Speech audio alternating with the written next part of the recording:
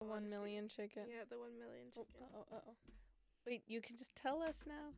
Are we live? Okay. We're live. Yay.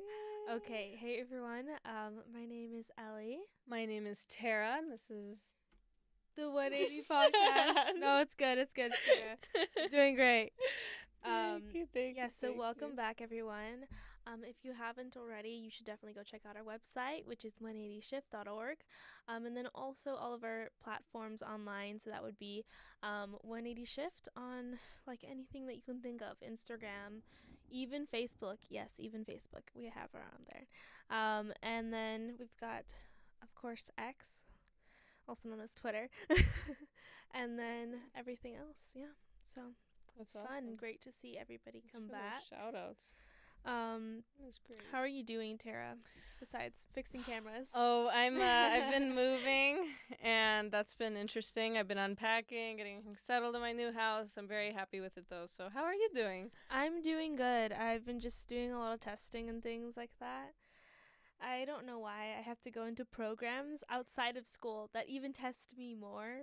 Like, why do I do this to myself? I don't know. It's fun. But I've been passing. Why do I do this?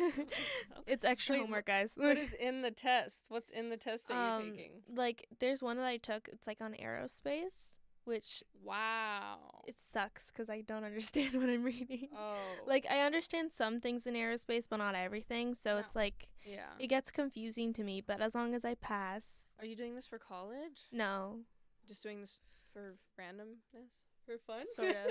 No, that's super Sort of. cool. No, I mean, I don't know. I love going to, the Griffith Observatory. I love that. I love going there and just learning about, reading about space, and it's just so cool. It's amazing, honestly. But yeah, I think we can definitely get into our guest. Yes. Okay, so our lovely guest has the same name as me. Yes. If you don't know, my full name's Elizabeth. But without further ado, I would love to have you introduce yourself. Tell us a little bit about yourself. You have quite a big resume, but we can get into that later. But just like a quick summary. Okay. Thanks, Ellie Elizabeth. Tara, this is so much fun. Yes. Girls. Yeah. Well, I feel really at home with you girls. As I have 6 grown children, and they are just like in your kind of groove. Mm-hmm. Oh, yeah. So I was just texting them and saying, I'm on Instagram Live.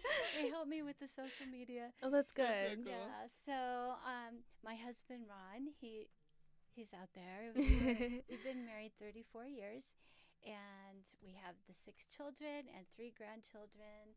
So the oldest is 29 and the youngest is 17. Mm-hmm. I homeschooled all of them and just finished with Johnny. Wow. So the whole family is working on the campaign right now. In 2021, I ran for town council here in La Crescenta. And so I'm currently a council member running for state senate now for this election coming up on March 5th. Yeah, that's wonderful. And I know you've got a lot of like education background. Tell us about that.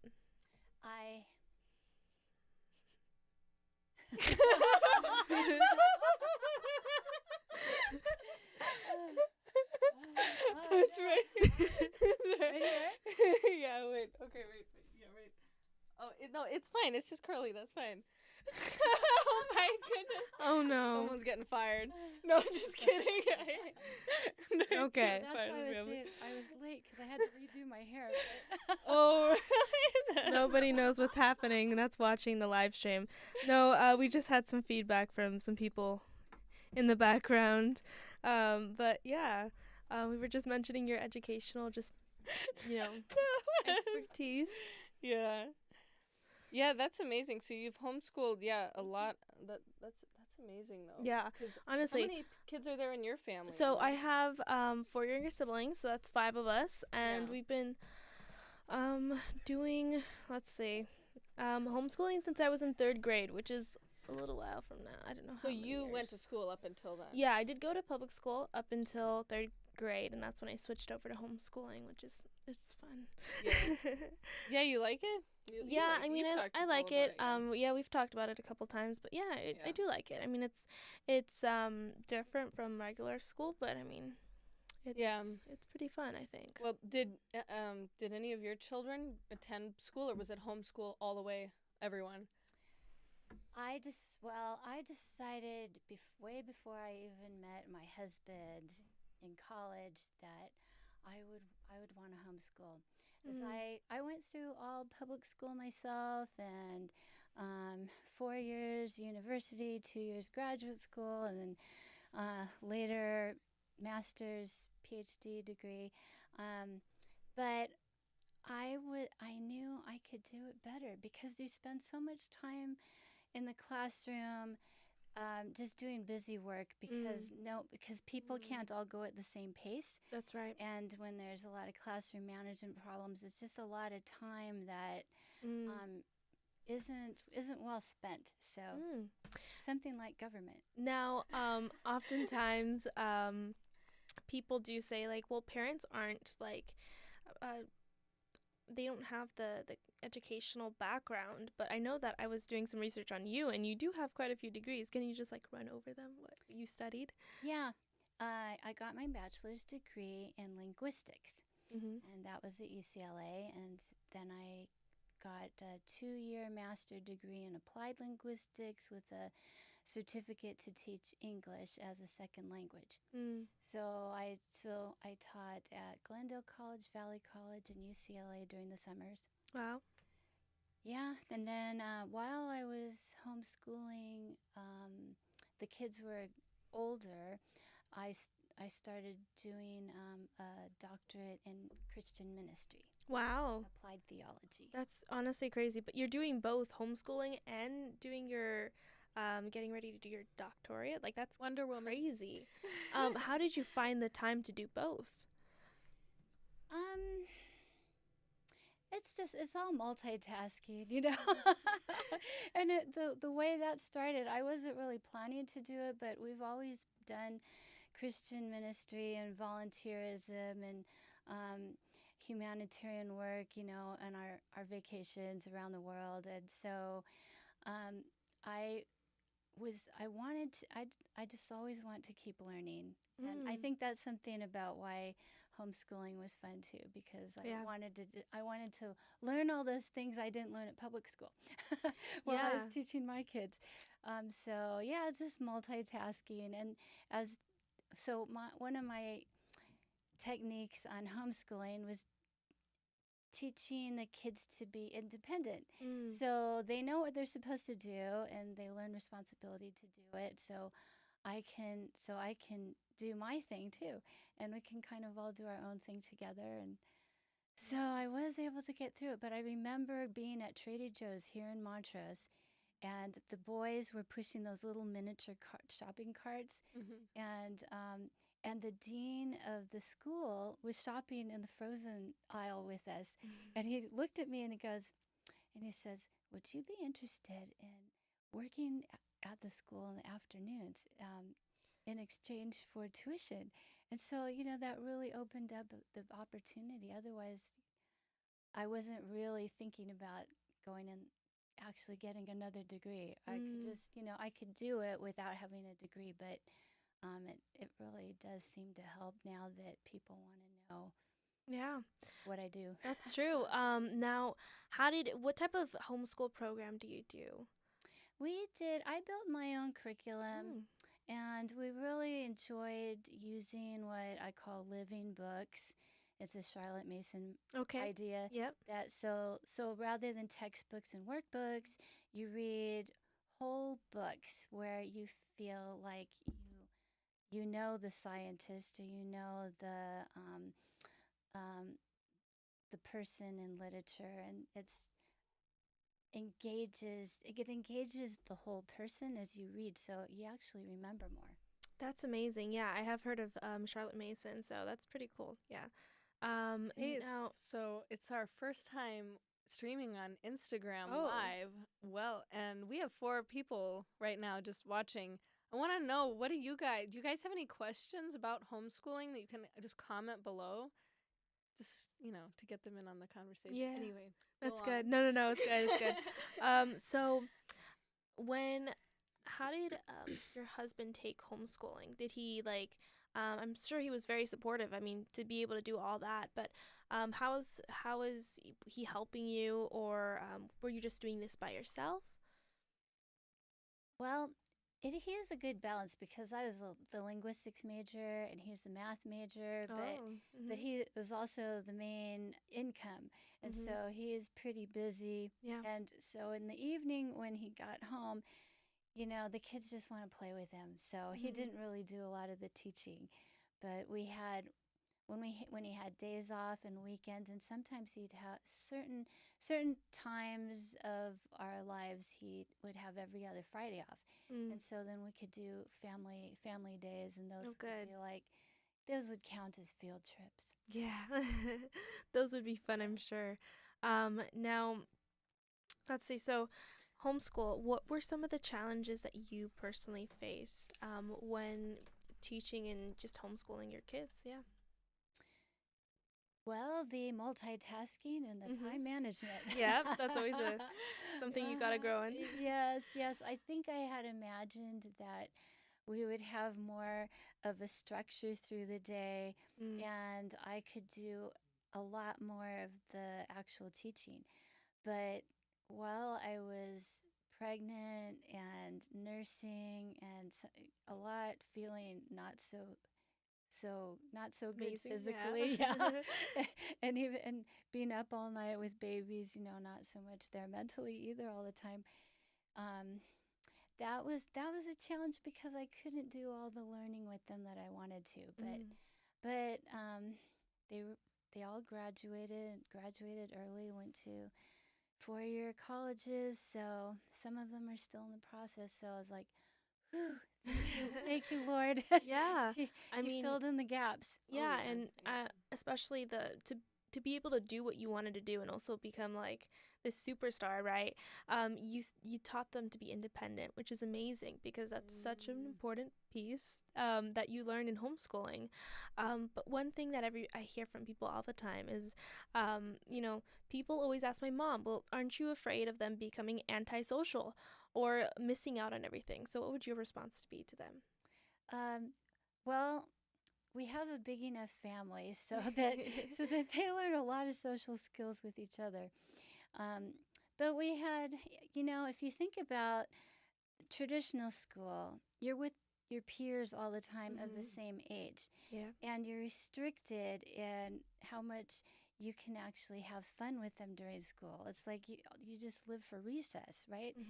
So there's not really that much real socialization going on in public school or traditional school. It's more peer pressure kind of socialization where you feel like you have to conform to everybody else. But when you've got youth group, church, Boy Scouts, basketball, the chess kids, club, all kinds of activities, and neighbors, family. That's real socialization where you're sharing your lives with all kinds of people. And then we do a lot of community service and outreach, so you're not just with the same kind of people all the time. So you actually grow socially. Yep. All different ages, all different kinds of people. That's true. It's such a good point that you touched on, because you're always with your peers when you're in a regular public school, but when you're homeschooled, you're taken away from that and you have to be forced to socialize with people of all ages. One thing that I do is I'm a docent at a museum, and so it allows me to meet different people from all over the world. Wow. All different age groups, and then I'm also learning so many social skills and just learning history itself because I'm at a museum. So it's such a fun thing to do that I wouldn't be able to do if I was regularly public schooled. So it's always and look so at fun. you doing this podcast. Yeah. yeah. Ellie's killing it. I'm such an advocate for homeschool. Yeah. Me too. But do you have any questions? Yeah. Well, how many of your children are Gen Z? Qualifies Gen Z? I think 5 of the 6. Wow. Right? So the one who's 29, she would be considered more millennial. Yeah. And then the rest are Gen Z. Yeah. So what are some of the biggest qualities you notice about Gen Z, just in your own kids and their friends and stuff? Well, well, that's another reason I really enjoyed homeschooling is because I felt like they were educating me on their view of life. Yeah. And so that was fun. My son, Ben, who just turned 20 this month, Yeah. I was asking him about how should I approach these high schoolers who they want to have like candidate forum, Mm-hmm. and Ben said, Gen Z they're looking for hope, but they're looking for tangible hope. Yeah. It can't be like pie in the sky Yeah. kind of fluffy hope that's not really going to have results. Oh, so true. So yeah, Yeah. that's good. So That's good. true, Yeah, and Ben said, we can see right through what's fake.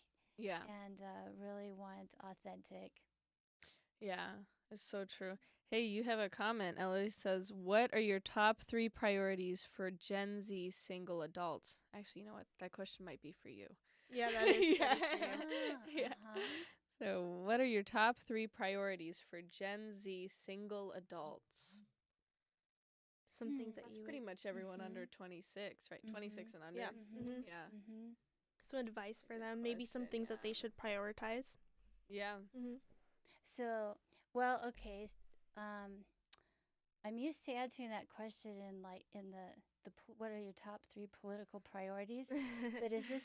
Do you think this is more like advice for? Yeah, I would say so. Someone Yeah. at Gen Z. Think modern Yeah. culture, modern. Yeah. Well, I really commend Gen Z for looking for authenticity and truth and being ready to move out of the mold of everybody else, like, just moving along as sheep, but to be ready to recognize here's something that's good and true and resonating with me, and I can break away from the crowd to follow that. So I think that's really commendable about your generation. I really love the creativity and the fun that I see with actually like these Instagram lives, and that my kids are so comfortable just going on Online? their phone Yeah. in public, Yeah. just showing what they're doing right now. Yeah, exactly. And just like hanging out with people on the phone for hours while they're doing homework or something. Just on FaceTime yeah, or something? Yeah. Yeah. That's like so interesting to me, but it's Yeah. also really cool. Do you think that you can connect like that? Do you think there's any like destructive things that could come from just being on a phone too much or being online too much? Well, definitely. Yeah, definitely. I think that physiologically, the brain connections need like actual. I can touch your face if I, and I think that, well, I am concerned when I notice that people can't get off their face on the screen. There's something even, I think, dangerous neurologically that way. Yeah, and especially with AI, like cameras, that kind of stuff. I mean, I just heard the other day that there's a new dating app that is like for young people, and it's where you type all your information into it, what you're interested, who you think you're compatible with based on your skills and your hobbies and your interests basically, and then everybody else does that too. So the AI bots talk to each other. They have conversations. They decide if you're compatible. They're basically doing all the grunt work of dating. Wow. And then you get to sit back, and then your AI lets you know if you've found a partner, basically. I mean, what do you think about it? The concept like that? That's Yeah. wild. Yeah. Oh, well, thinking about dating. Okay, here's some mom advice. Here we go. Here's Brace some yourself. mom advice. Yeah, just abstain until you find that right person, whether it's through AI or naturally, but until you find that person, just abstain. It keeps the heartache, it keeps the disease, it keeps the disease away. So the spiritual sickness, And not to mention. yes, and there's the healing. right. Yeah, because it's not even just physical. There's so much risk physically, but it is spiritual. You get soul ties with people, and if you collect a whole string of people you've had physical intimacy with, you have a whole string of these soul ties with people that affect you. And I've read too that the actual DNA of those people can be stuck in your body forever. Yeah. So what's your advice to young, lonely Gen Z girls and women who feel like they just need anyone around, even if they're being taken advantage of? Mm-hmm. It's love. We're all looking for love. We need love. We're made for love. We're made to love. We're made to be loved. And so that's a God-given part of our creation. And so first of all, that's where the love comes from first, is when you know that God loves you, that God loves the way he made you, and that God knows what's deep in your heart.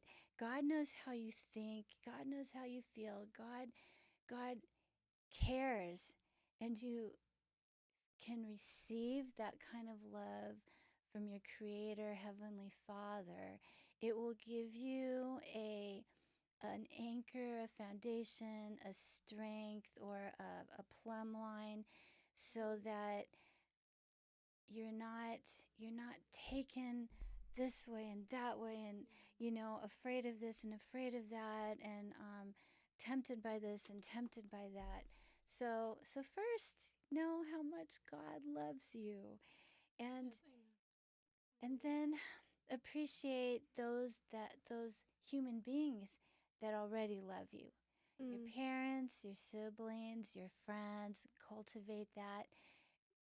Practice receiving their love, appreciating their love, and then giving back that love. And this is growing a love skill in you, so that you're going to attract the best guy, because you're going to be so full of love and so able to give love.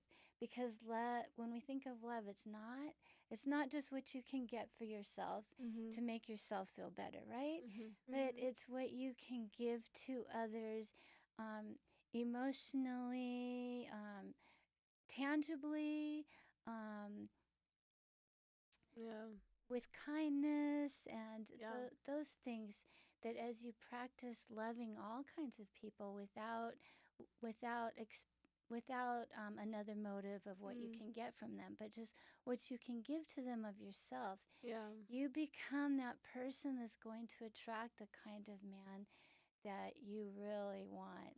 It's so funny, I love that you put it like skill. It's like a love skill. You're developing your love skills, and it's so true. Like I was even just telling my daughter earlier, because we were cleaning up the Legos and everything, and she was like, "Oh, I don't want to do this. It's so boring." And then I was just like, "I know, but you sometimes, I was like, let's take a step back. Everything that you do should not be just for you." That's what I guess. How old is she? She's 4, so she's just learning this stuff for the first time. And then that's a really good lesson, Mama. Thank you. Good job. Thank you. Yeah. And then I said to her, "Phoebe, do you know why?" Oh no, she goes, "Oh, fine." So she starts helping me. And then I said, "Do you know why we're doing this right now?" And she looked at me and she said, "For Daddy." And I was and I just said yes. I mean, it's so true. Like just even cleaning up the house, so that when my husband comes home from a day of work, he's like, that's a way to say I love you. It can come in so many different forms. And again, I told her, like, after, I was like, well, you also have to clean just for yourself too. Like, you know, It's very important. Yeah, exactly. No, but that's so great. Yeah, I love that. Those are all true things. Did you have another question, or can I go in? Yeah. Yeah, okay. So when it comes to Gen Z, I did notice that. Well, I just read an Instagram post that I found, saying that Gen Z, only 4% of Gen Z actually has a biblical worldview, which is really, really sad. Why do you think that is, and how do we? I don't know. I don't think we can solve that, obviously, because people are saved through Christ. But what are just some things that us as Gen Z can do to spread the gospel? Yeah. Discipleship. Yeah. Yeah. Well, my campaign slogan is love, lives, liberty, law, and because it starts with love. And so what I say for a campaign is I say, it starts with love, your lives are important, and liberty operates when good laws promote peace and prosperity. Wow. And so as far as a biblical worldview, it all starts with love. And I think that as we grow in love from God to overflow, and we're filled with the Holy Spirit, and it's overflowing, it's going to attract those Gen Z who are looking for the real thing, because we have the real thing. I think, they look at movies, they look at, and I think they're getting into more spirituality, but it might be occult spirituality or I mean, even idolizing food or pop culture. Or, I don't know, even just the people idolizing money. Yep. Like remember, right? Or like all the most latest thing that I've noticed is like Taylor Swift and idolizing her. Taylor Swift. Yeah, it's true. One. Really? Wow. Yeah, I've seen people at concerts, literally, like I've seen that at every concert, but more so maybe this is just because Taylor Swift has just gotten. I mean, she's doing her tour. I don't know. Yeah. She got more famous Anyways, for some reason. but I don't even know.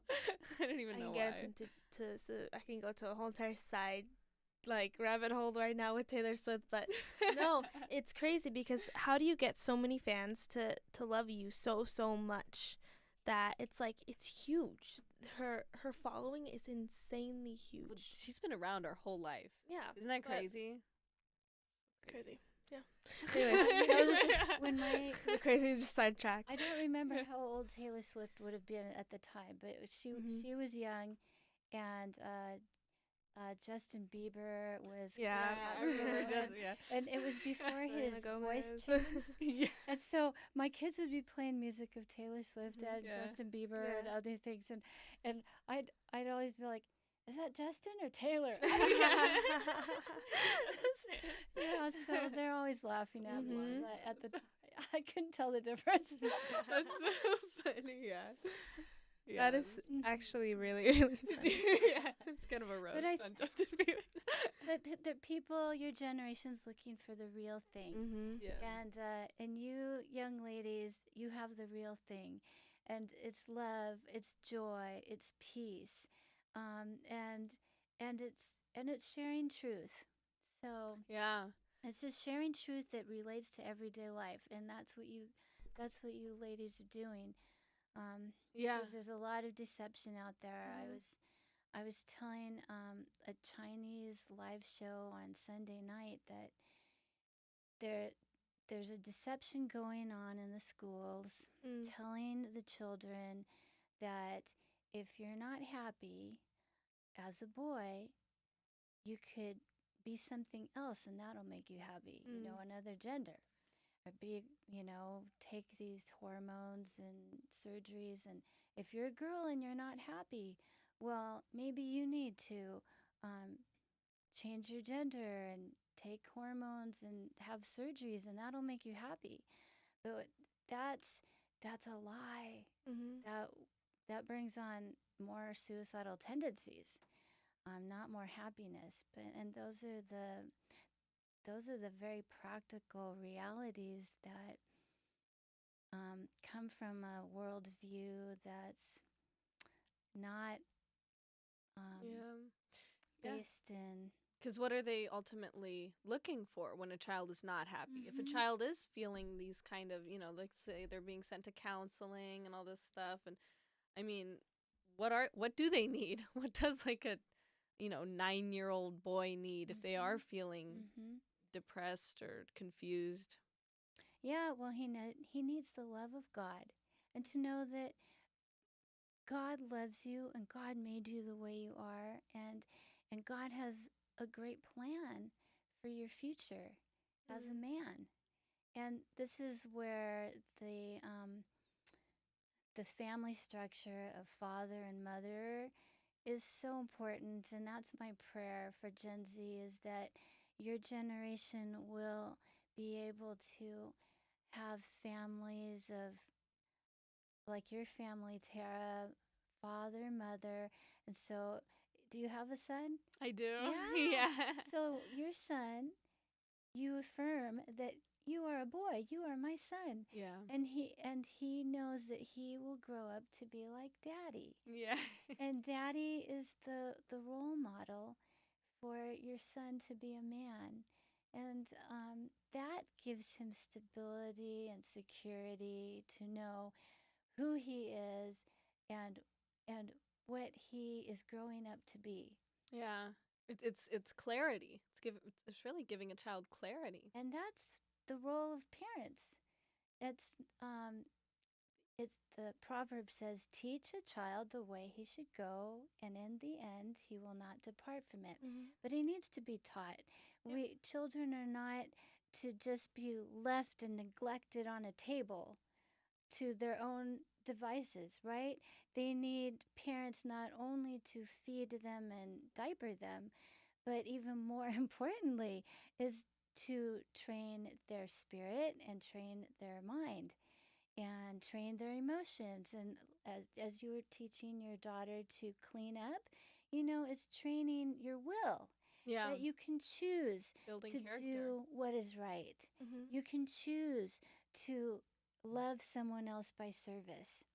And so all of these trainings are necessary for children, and when adults bring confusion instead, they are they are sinning against those children. Jesus says, if if you cause any of these children to stumble, it's better for you to tie a millstone around your neck and throw yourself into the ocean. That is how serious Jesus takes the way we train the children. Do you make them stumble and fall into confusion and decisions that will ruin the rest of their life? Or do you show them a pathway where they can thrive, grow in health, and enjoy, and have a future and a hope? Yes, absolutely. Yep. So, I'm curious just to, okay, we've talked about elementary, young middle school kids. What about raising the age to like mid high school and the issue of like depression and suicide among teenagers? So, what is your response to not only like those kids, if any of them stumble on this video, or even their parents?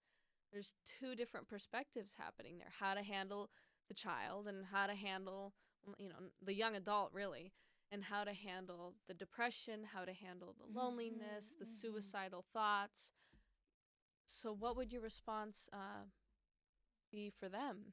A lot of it at the teen age, it's so important that they have a community of people that um, cause positive personal growth, um, and not be kind of feeding on each other's angst.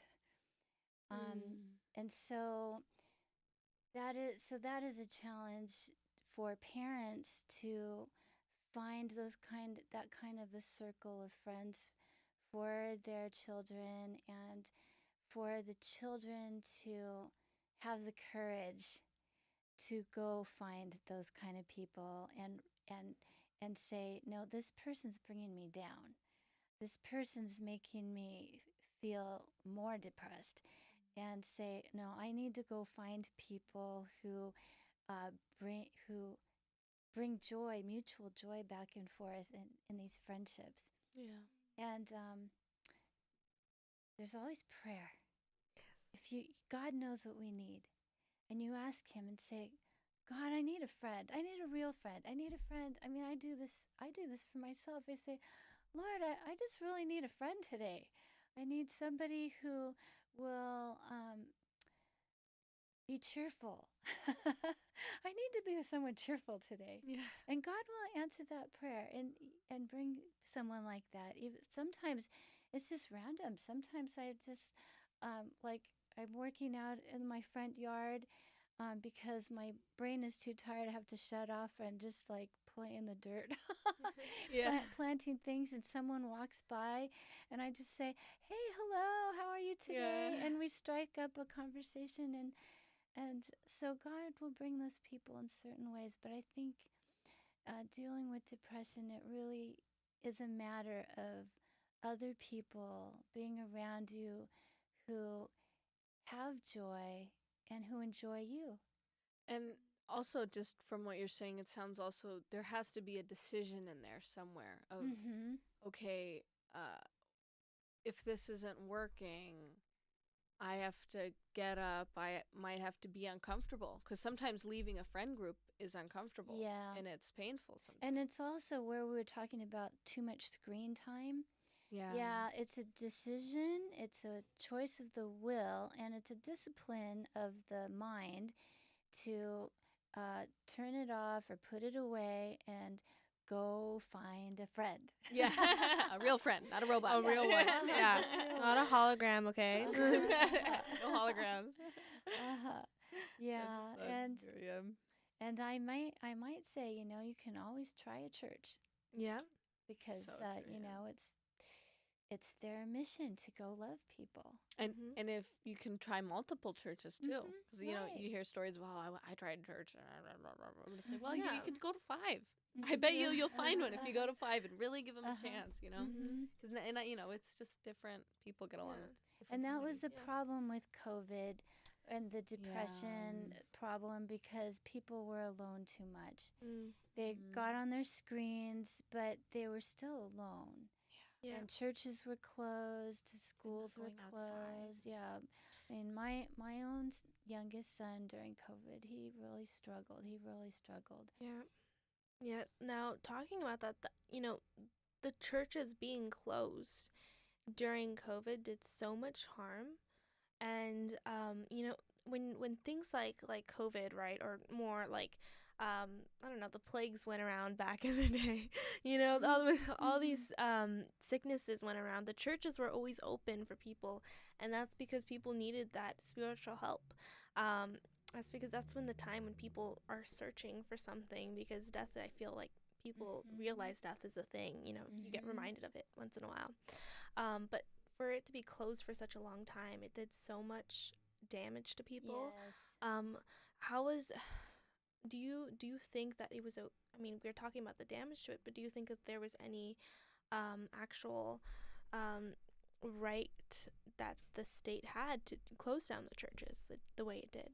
Well, no, that's in our Constitution. We have the right to assemble, right? And so it was so strange. We didn't know what was going on at the time, right? Yeah. And I know the pastors were just wanting to do what was best for the people, and I think pastors in the United States have never really had to face jail time or fines for meeting, and so they've never had to think about what what their response would be in this situation. Right.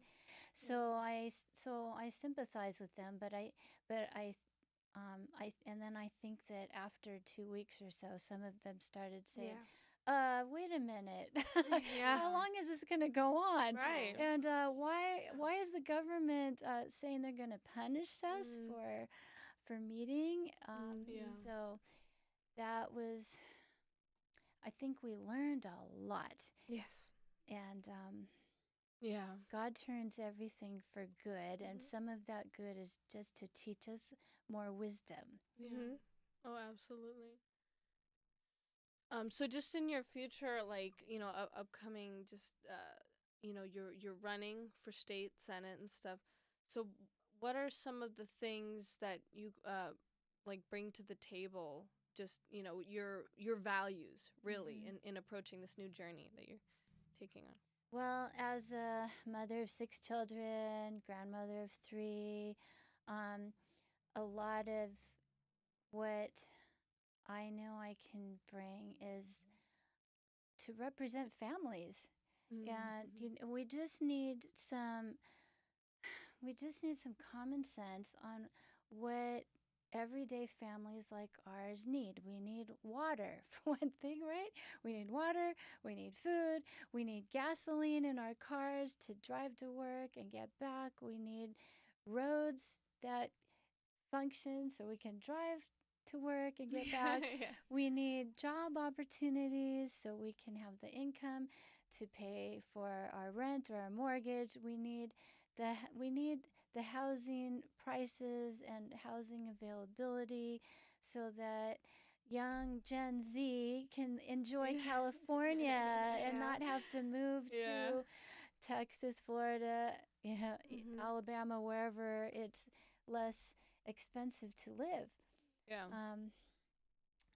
So I am really about just, all we want to do is live a peaceful, quiet life, raise our families, grow our businesses without harassment or undue stress and anxiety. Mm-hmm.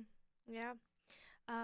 Now you were talking about just being able to live on a day to day, just trying to live from day to day, right? It's just like crazy currently right now here in California.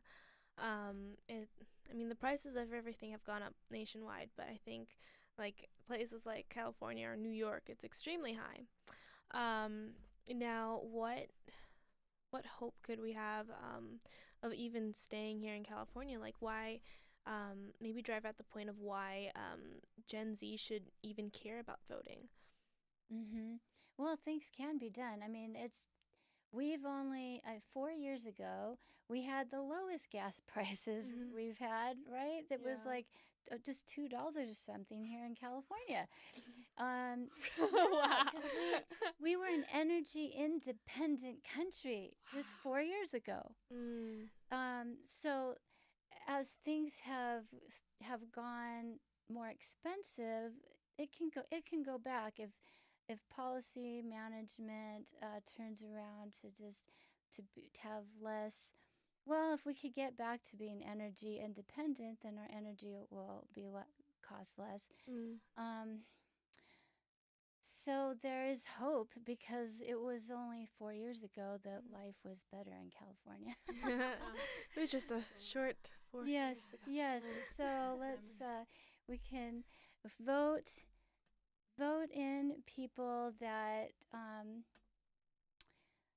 think differently and would legislate differently than what we've got now. What we got now is a super majority of people in Sacramento legislature that are really in another world.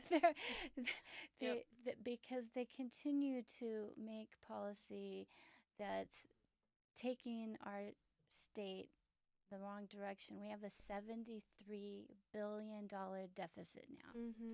And just a year and a half ago, 2 years ago, it was $100 billion surplus.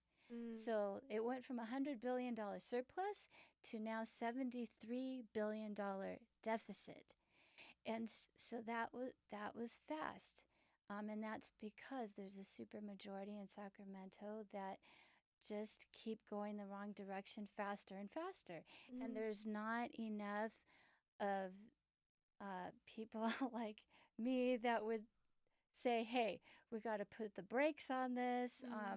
It will take time to turn things around because we've gone so far, but at least we've got to slow it down and start now. Yeah. Now, so for Gen Z, I think oftentimes they lose a little bit of hope in how things are going. And then they also sort of, what I've noticed the trend is that they usually reject the two-party system and want to go for something else, usually like a third party. And they're pretty upset with just having only two sides. I've heard one person actually. Let me see if I can get the quote right now of somebody. Hold on. While I'm flipping through my pages, it's just right here. So there's a quote that I saw. It says, "The two-party politics isn't a question of who one supports, it's about disliking the alternative more. Gen Z is fed up with this paradoxical logic." Now, what would your response be to that? And just maybe some words of advice. Well, I understand the frustration, and a lot of times the Republican Party acts just like the Democrat Party, and basically the representatives we have are just out for themselves and power, personal ambition, whatever financial benefit they can have after office or in office. I don't know. That's the same in both parties because it's like a selfish motive. Right. And so I understand that frustration, but if we look at really making real change, in order to do a third party or to have enough independence in the legislature that will work together as independents to really make a difference is going to take a long time. The Republican Party, I don't know, when did they come into, when were they born, in 1860s or something? We know Lincoln was the party of Abraham Lincoln, right? And the party was formed to oppose slavery. And so from whenever it was, early 1800s, now, so I don't know, is that 200 years yet? Yeah, that in order to build this structure, this organization, it's a network, it's a national network. So, so if you plug into the Republican Party, if you can get the cooperation, you have connections nationwide, and you have resources, and you have the email system, you have the donation system, you have all these things that otherwise you'd have to build from scratch. And so it's like reinventing a wheel. So in practical terms, I feel it will be much more doable to reform the Republican Party, because the basic DNA of the Republican Party is good. It's the party of Abraham Lincoln. It was formed to oppose slavery. It's the party that tends to be more Christian. Even in California, the California Republican platform has a biblical value, and we were able to vote on that. We were able to vote on that platform last year and maintain it as a Christian-based platform. So the basics of the party are good. It's just getting people in leadership there that care about winning for everyday families and not just themselves. Yeah, that's true. Let's Chelsea, do you have any more questions? Yeah, you'd like so to I ask? just kind of wanted to. Okay, so we talked a lot about a lot of problems and different solutions and stuff, but we had a question here on our YouTube. So, what are some of the biggest rewards of homeschooling? I know we talked about that, but we can just read it right now. Well, the biggest reward for me is the family unity, because we had a lot of time together to learn together, enjoy each other, and play together. And I would tell the kids, you won't always have me and Dad, but you'll always have each other. And so you need to be each other's best friends. And that was part of the training, is Yeah. teaching them to love each other, serve each other, enjoy each other. And then, then when we had vacations, it was just all fun, because they were used to doing the hard stuff together, and then they could just have fun vacation together. Yeah. Oh, that's so amazing. I love that. And then, what are some positive messages to Gen Z? So, what's the youngest? Like sixth grader to Wow. 26. Wow. Okay. Well, you are in your educational years. So your brain is still developing until you're 25 years old. So do not ruin your brain. Do not take drugs. Stay away from any dangerous pill that might be laced with fentanyl. Yep. Because you just might die tomorrow if you do that, or die today. It's really fast. It kills you fast. So guard your brain, because your brain's developing till you're 25 years old. Don't be on the screen too much, because that is making neurological connections that I don't know, it makes you unbalanced. Okay, so you will need to grow up with a balance, so that your brain develops relationally and with joy. Work hard. Learn to do the hard thing. Don't just look for what's comfortable and what's easy all the time, because if it's like planting the seed and you water it and you give it sunshine, and it grows, and it grows stronger, and it grows bigger, and every good investment that you put in now with effort will pay off later. It's like you sow and then you reap. And what you're sowing now might cost you something in, you make some kind of a sacrifice. You give up something so that you do something hard, but you're sowing, investing in your future. Yeah. It's your future. And together, you guys can have a great future.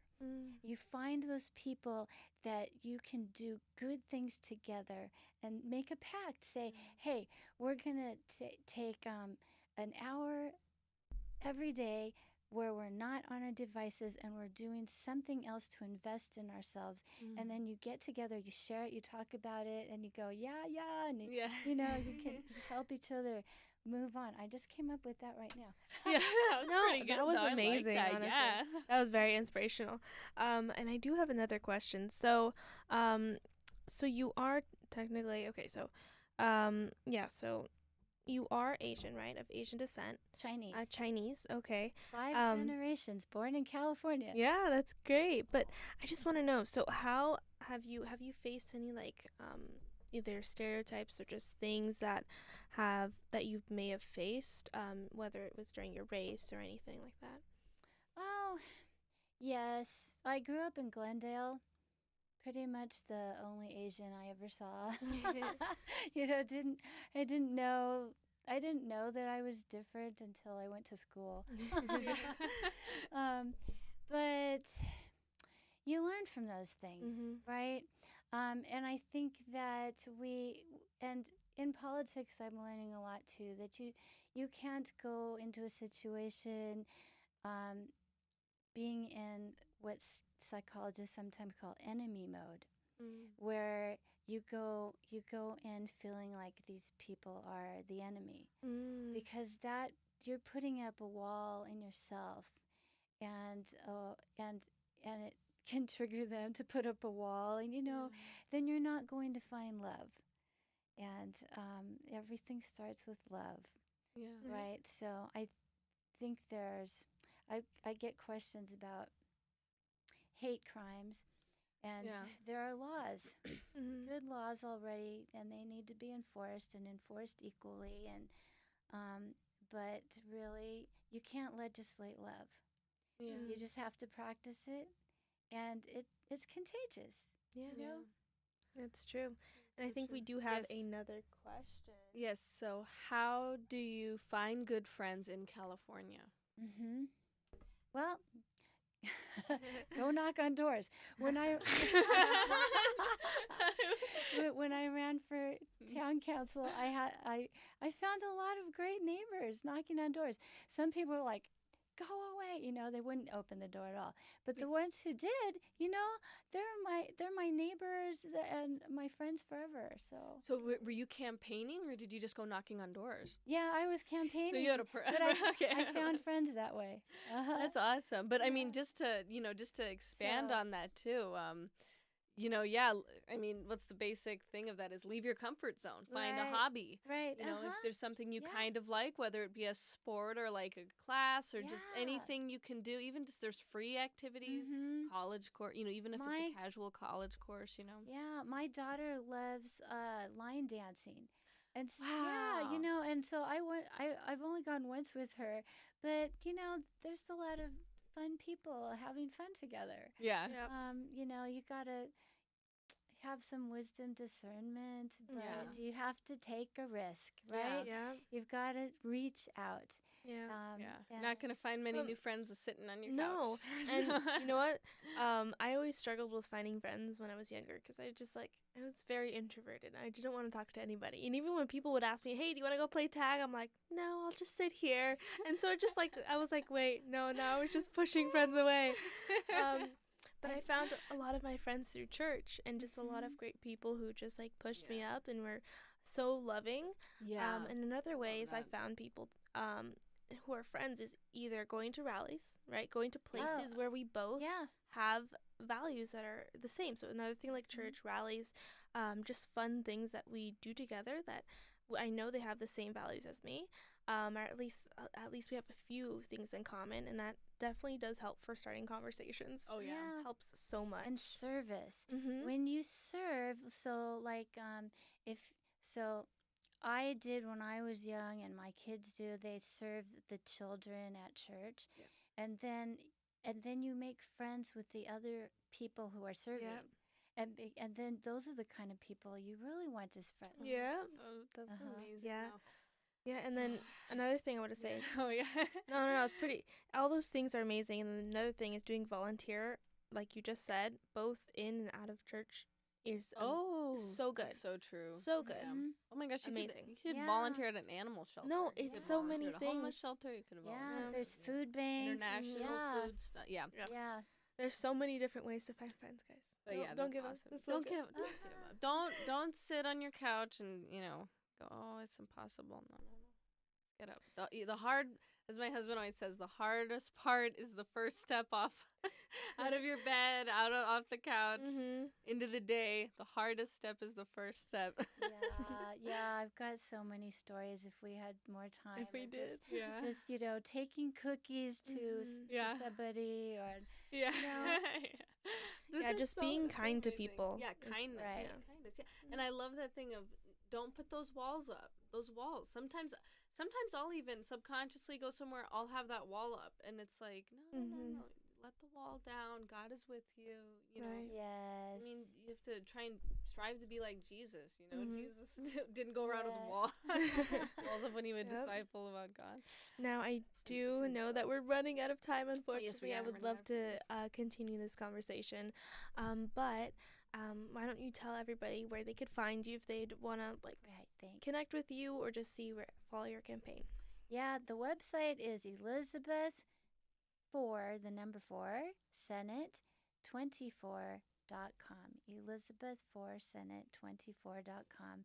And then we're on Facebook, Instagram as Elizabeth Wong Ahlers, and X E Wong Ahlers. Mm-hmm. Good. That's awesome. And then where does somebody go if they would want to like donate to your campaign or just try and share? Would they go to your website? Yeah, or the social? website has a donate button. Yeah. Thank you okay. so much. Yes, thank you. Yeah. And then thank you everybody for joining us. I don't know if you have any last words, but Do I have any last words? Have a good night. God bless yeah, you. good job, Yes. everybody. Great. Thanks for sticking by with Yes, us thanks and for watching us. tuning Check in. out all of our social media at 180 Shift, okay? Thank you so much. A great night. Okay. Bye-bye. We're out.